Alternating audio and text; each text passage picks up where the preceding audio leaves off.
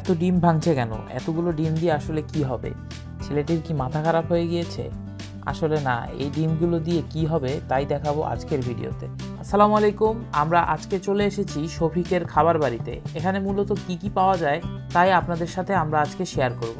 এখানে বার্গার, টিকা সহ বিভিন্ন আইটেম পাওয়া যায়, কিন্তু মজার বিষয় হলো এগুলো সবই কোয়েলের মাংস এবং কোয়েলের ডিম দ্বারা তৈরি। এখানে সারাদিনে কয়েক হাজার কোয়েলের ডিম বিক্রি হয়।